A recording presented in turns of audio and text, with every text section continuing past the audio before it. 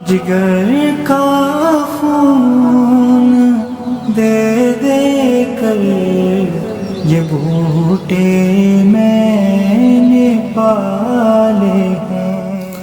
السلام علیکم ورحمۃ اللہ وبرکاتہ۔ ناظرین، ہمارے اس چینل کا مقصد آپ کے سامنے واضح ہو گیا ہے کہ اگر آپ حضرات چاہتے ہیں کہ یہ مکمل کہانی آپ کی سماعتوں کی نظر کی جائے تو آپ ہمارے اس چینل کو لائک اور سبسکرائب کریں اور صدقہ جاریہ سمجھ کر دوسروں کو شیئر بھی کریں۔ علاوہ ازیں آپ اپنی قیمتی رائے سے ہمیں کمنٹ کے ذریعے مطلع فرمائیں۔ آپ کی رائے ہمارے لیے قیمتی سرمایہ ہے۔ تو چلیے قسط نمبر 27 آپ کی سماعتوں کے حوالے کرتے ہیں۔ بسم اللہ الرحمن الرحیم۔ گھر میں داخل ہو کر حضرت عمر رضی اللہ عنہ نے قاصدوں کو بٹھایا اور ان کے پانی اور کھانا وغیرہ منگوایا اور پھر کہا کہ اب بتاؤ۔ ایک قاصد بولنے لگا۔ اس نے پوری تفصیل سے بتایا کہ حمص کس خطرے میں آ گیا ہے اور رومی فوج کے ساتھ الجزیرہ کے غیر مسلم قبائل کا لشکر بھی شامل ہو گیا ہے۔ خدا کی قسم، امیر المؤمنین نے ساری تفصیلات سن کر کہا، مجھے میری ذات سے اشارے مل رہے تھے کہ ایسی صورت پیدا ہو ہی جائے گی۔ میں اللہ تبارک و تعالیٰ کا شکر ادا کیوں نہ کروں جس نے مجھے اتنی فہم و فراست عطا کی ہے کہ اس کا دفاعی انتظام پہلے ہی سوچ رکھا تھا۔ امیر المؤمنین نے جس دفاعی انتظام کی طرف اشارہ کیا تھا، تاریخ میں اس کا ذکر ایک دو مؤرخ ہی کرتے ہیں تو ہم ان کے نام لے کر حوالے دیتے ہیں، لیکن صرف مسلمان مؤرخین نے ہی نہیں بلکہ غیر مسلم یورپی مؤرخوں نے بھی حضرت عمر رضی اللہ عنہ کی جنگی فہم و فراست اور تدبر کو خراج تحسین پیش کیا ہے کہ ہر محاذ کے ہر گوشے تک کمک پہنچانے کے انتظامات انہوں نے تیار رکھے ہوئے تھے۔ سب سے بڑا انتظام یہ تھا کہ انہوں نے بصرہ اور کوفہ کو اس طرح آباد کیا تھا کہ ان دونوں جگہوں کو بہت بڑی چھاونیاں بنا دیا اور کسی غیر مسلم کو وہاں آباد ہونے نہیں دیا تھا تاکہ دشمن کو خبر نہ ہونے پائے کہ یہاں کیا کچھ موجود ہے۔ اس کے علاوہ 7 اور شہر تھے جن میں سے ہر شہر میں امیر المؤمنین نے 4-4 ہزار سوار مجاہدین ہنگامی حالات کے لیے رکھے ہوئے تھے۔ ان کے لیے حکم تھا کہ اس طرح ہر وقت کیل کانٹے سے لیس ہو کر تیار رہیں کہ جو ہی کہیں سے کمک طلب کی جائے تو قریبی شہر سے 4000 سوار یا اس سے کم فوراً روانہ ہو جائے اور ایک لمحہ بھی ضائع کیے بغیر وہاں تک پہنچیں جہاں ان کی ضرورت ہو۔ امیر المؤمنین نے اسی وقت ایک قاصد سعد بن ابی وقاص کی طرف دوڑا دیا اور پیغام یہ دیا کہ قعقاع بن عمرو کو 4000 سوار دے کر یہ پیغام ملتے ہی حمص بھیج دو اور وہاں ابو عبیدہ دشمن میں گھر گئے ہیں اور کمک پہنچنے تک نہ جانے وہاں کیسی صورتحال پیدا ہو جائے۔ اس وقت سعد بن ابی وقاص مدائن میں تھے اور زرتشت کے پجاری وہاں سے بھاگ گئے تھے اور اس طرح کسریٰ ایران کو شکست فاش دی گئی تھی اور عراق مسلمانوں کے قبضے میں آ گیا تھا۔ قعقاع بن عمرو اس وقت کوفہ میں تھے۔ سعد بن ابی وقاص نے امیر المؤمنین کا پیغام ملتے ہی ایک قاصد کوفہ بھیج دیا۔ قعقاع پیغام ملتے ہی 4000 سوار لے کر یوں کوفہ سے حمص کو نکلے جس طرح اچانک طوفان اور بگولے اٹھا کرتے ہیں۔ ان کے لیے حکم تھا کہ کم سے کم پڑاؤ کر کے تیز سے تیز حمص پہنچنا ہے۔ اس وقت حضرت عمر رضی اللہ عنہ کے پاس ان کے مشیر بیٹھے ہوئے تھے اور امیر المؤمنین جو کچھ بھی سوچتے ان سے مشورہ لیتے تھے۔ یہ صورتحال امیر المؤمنین حضرت عمر رضی اللہ عنہ کے تدبر اور دور اندیشی کی بڑی سخت آزمائش تھی۔ وہ پسپائی اور شکست کا نام بھی نہیں سننا چاہتے تھے، یہ تو جذباتی کیفیت تھی۔ حقیقت یہ انہیں نظر آ رہی تھی کہ حمص سے پاؤں اکھڑے تو پھر نہ جانے کہاں تک مجاہدین کو پیچھے ہٹنا پڑے اور کہیں ایسا نہ ہو کہ ایران سے فوج نکال کر بھیجی جائے اور کسریٰ ایران پھر اٹھ کھڑا ہو اور عراق کے مفتوحہ علاقوں پر پھر قبضہ کر لے۔ میرے بھائیو، امیر المؤمنین نے اپنے مشیروں سے کہا، خدا کی قسم یہ ساری سازش الجزیرہ کے قبائل کی ہے، ان میں اکثریت عیسائیوں کی ہے۔ وہ نہیں چاہتے کہ اسلام اس علاقے تک پہنچے۔ انہوں نے ہرقل کو اکسایا ہے اور کم و بیش 30,000 کا لشکر اسے دیا ہے کہ وہ ان کا ساتھ دے اور مسلمانوں کو ملک شام سے بے دخل کر دیا جائے۔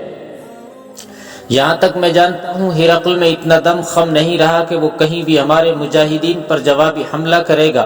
اس کی اس فوج کی تو کمر ہی ٹوٹ چکی ہے جو شام میں لڑی تھی، اس کی فوج کی بیشتر نفری ماری گئی ہے، اس سے زیادہ نہیں تو اتنی ہی زخمی ہے، اور اگر کچھ نفری جسمانی لحاظ سے صحیح اور سلامت ہے تو اس میں لڑنے والا جذبہ بجھ چکا ہے۔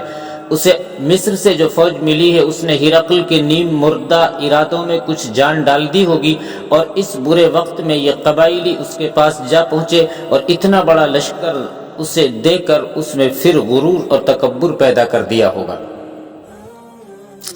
تم جانتے ہو کہ قبائلیوں کا علاقہ جنگ سے محفوظ رہا ہے۔ ان کی 3 بستیوں نے ہمارے مقابلے میں ہمارے دشمن کا ساتھ دیا تھا، لیکن دشمن پھر بھی شکست کھا کر پسپا ہوا اور ہم نے ان 3 بستیوں کو تباہ و برباد کر دیا تھا۔ ان کی باقی تمام بستیاں محفوظ رہی۔ کیا تم کوئی طریقہ سوچ سکتے ہو کہ ان قبائلیوں کو رومیوں سے الگ کیا جائے، ان کی بستیوں پر یلغار کی جائے؟ ایک مشیر نے کہا، انہوں نے بھی جنگ کا ذائقہ نہیں چکھا سوائے ان 3 بستیوں کے۔ ان پر آفت نازل ہوگی تو وہ 30,000 قبائلی جو بزنطیہ ہرقل کے پاس چلے گئے ہیں بھاگم بھاگ واپس اپنی بستیوں کو جائیں گے۔ خدا کی قسم، امیر المؤمنین نے کہا، ہماری سوچیں ایک جیسی ہیں، اور جب خیالات میں ہم آہنگی ہو تو پھر اس دیوار کو کوئی نہیں توڑ سکتا۔ ان قبائلیوں کی بستیوں پر حملے ہوں گے تو وہ واپس آئیں گے ہی، لیکن ہرقل ان کا ساتھ نہیں دے گا۔ اس صورت میں ابو عبیدہ تھوڑی سی کمک کے ساتھ ہرقل پر چڑھ دوڑے گا، اور پھر ہرقل کے لیے یہی راہ نجات رہ جائے گی کہ وہ بحری جہازوں میں فوج کو لا دے اور مصر کو روانہ ہو جائے۔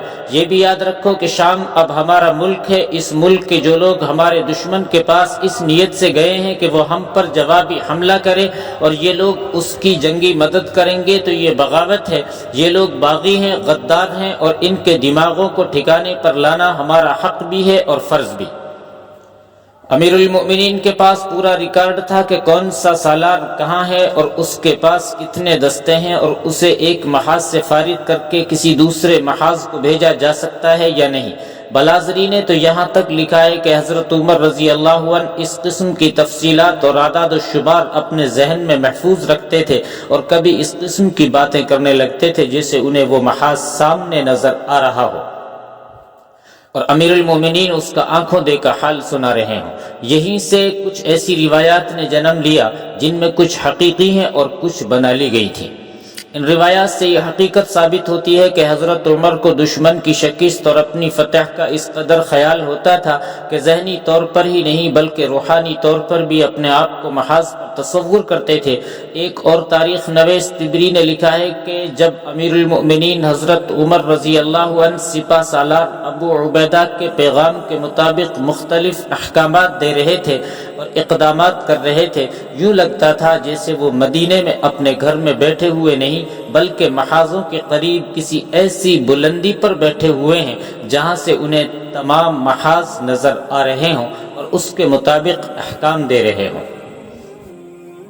حضرت عمر رضی اللہ عنہ نے عراق و ایران کے محاذ کے سپہ سالار سعد بن ابی وقاص کے نام ایک اور پیغام لکھوایا۔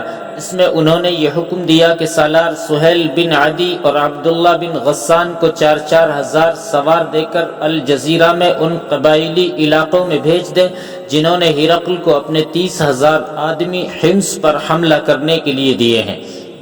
ان دونوں سالاروں کے لیے امیر المؤمنین نے یہ ذمہ داریاں لکھی کہ سہیل بن عدی کو زقہ بھیجا جائے اور عبداللہ بن غسان کو نعین کے علاقے میں روانہ کیا جائے۔ دونوں سالار ان قبائل کی بستیوں پر حملے کریں، اگر وہ مقابلہ کریں تو لڑیں، اگر ہتھیار ڈال دیں تو انہیں جنگی قیدی بنا لیں، اور اگر وہ زیادہ مقابلہ کریں اور ہتھیار نہ ڈالیں تو ان کی بستیوں کو تباہ اور برباد کر دیا جائے۔ امیر المؤمنین نے یہ بھی لکھوایا کہ جب یہ دونوں سالار ان علاقوں سے جو انہیں دیے گئے ہیں باغیوں کو صاف کر دیں تو سہیل بن عدی حیران اور عبداللہ بن غسان روحا چلے جائیں۔ حضرت عمر رضی اللہ عنہ نے مزید حکم یوں لکھوایا کہ سالار ولید بن عتبہ الجزیرہ کے ان غیر مسلم عربوں کے علاقے میں جا کر حملے کریں جہاں 2 قبیلے بنی ربیعہ اور بنی تنوخ رہتے ہیں۔ امیر المؤمنین نے اس خیال کا اظہار کیا تھا کہ ان کی دانست میں یہی 2 قبیلے ہیں جنہوں نے دوسرے قبیلوں کو بھی تیار کر کے ہرقل کا ساتھ دیا ہے اور حمص پر حملہ کرنا چاہتے ہیں۔ ان دونوں قبیلوں کو گھٹنوں بٹھانا بہت ہی ضروری ہے، کیونکہ یہ اپنے آپ کو سب سے زیادہ طاقتور سمجھتے ہیں۔ حضرت عمر رضی اللہ عنہ نے حکم نامے میں لکھا کہ سالار عیاض بن غنم ان تمام دستوں اور ان کے سالاروں کے سپہ سالار ہوں گے، اور ان کا حکم سب سالاروں پر چلے گا۔ یہ پیغام لے کر قاصد رخصت ہو گیا۔ سپہ سالار سعد بن ابی وقاص کو جو ہی امیر المؤمنین کا یہ حکم پہنچا، انہوں نے اسی وقت ان تمام سالاروں کو حکم بھیج دیا کہ وہ اپنی اپنی ذمہ داری کے علاقے میں پہنچ جائیں۔ سعد بن ابی وقاص نے ان سب کو تفصیلاً یہ حکم سمجھایا اور اس کا پس منظر بھی بتایا۔ اتنے انتظامات کر کے بھی امیر المؤمنین حضرت عمر کو تسلی نہ ہوئی۔ میرے بھائیو، امیر المؤمنین نے اپنے مشیروں سے کہا، میں امین الامت کو اس مشکل وقت میں تنہا نہیں رہنے دوں گا، میں کچھ اور کمک ساتھ لے کر حمص جا رہا ہوں۔ امین الامت ایک خطاب تھا جو رسول اکرم صلی اللہ علیہ وسلم نے ابو عبیدہ رضی اللہ عنہ کو عطا کیا تھا۔ حضرت عمر نے مدینہ سے اور مدینہ کے گرد و نواح سے بڑی عجلت میں لڑنے والے لوگوں کو اکٹھا کیا اور اس نفری کو اپنے ساتھ لے کر ایک روز حمص کی طرف روانہ ہو گئے۔ کسی بھی مورخ نے یہ نہیں لکھا کہ امیر المؤمنین کے ساتھ کتنی نفری تھی یا یہ کہ کتنے پیادہ اور کتنے سوار تھے۔ صرف یہ لکھا ہے کہ ایک فوج تیار کر کے امیر المؤمنین حمص کے سفر کو روانہ ہو گئے۔ تاریخ سے یہ بھی پتہ چلتا ہے کہ امیر المؤمنین دمشق کے رستے سے جا رہے تھے۔ چونکہ وہ ایک فوج کو ساتھ لے جا رہے تھے، اس لیے رفتار اتنی تیز نہیں تھی جتنی ایک قاصد کی ہو سکتی ہے۔ امیر المؤمنین نے ابو عبیدہ رضی اللہ عنہ کی حوصلہ افزائی کے لیے ایک قاصد اپنے آگے حمص کو روانہ کر دیا اور اسے پیغام یہ دیا کہ امیر المؤمنین خود کچھ لشکر لے کر حمص کو آ رہے ہیں۔ قاصد کو خاص طور پر کہا گیا تھا کہ وہ غیر معمولی رفتار سے جائے۔ تاریخ سے یہ بھی پتہ ملتا ہے کہ امیر المؤمنین کو جس وقت سپہ سالار ابو عبیدہ کا پیغام ملا تھا اور امیر المؤمنین پریشانی میں مبتلا ہوئے تھے، اس وقت سے قرآن کی یہ آیت ان کی زبان سے بار بار نکلتی تھی، جس کا ترجمہ یہ ہے، وہ ہر کسی کو یہی آیت بتاتے پھرتے تھے اور ترجمہ آیت، اور جن لوگوں نے ہمارے لیے جہاد کیا ہم ان کو ضرور اپنے راستے دکھائیں گے اور اللہ اپنے نیکوکار بندوں کے ساتھ ہے۔ امیر المؤمنین بھی یہ بار بار کہتے تھے کہ نیک اعمال کا دامن نہ چھوڑ، اللہ ہمارے ساتھ ہے۔ ناظرین، اس مکمل کہانی کو قسط وار سننے کے لیے آپ ہمارے اس تاریخ اسلاف چینل کو سبسکرائب کیجئے اور اپنے دوست احباب کو شیئر بھی کیجئے، اور جو بھی آپ اپنی رائے دینا چاہیں وہ کمنٹ کے ذریعے ہمیں اپنی رائے سے مطلع فرمائیں۔ اگر آپ ایک اچھی اور قیمتی رائے سے ہمیں نوازیں گے تو ہمیں بے انتہا مسرت اور خوشی ہوگی۔ اللہ آپ کو اپنی بارگاہ میں اسلاف کی تاریخ سننے کے لیے قبول فرمائے۔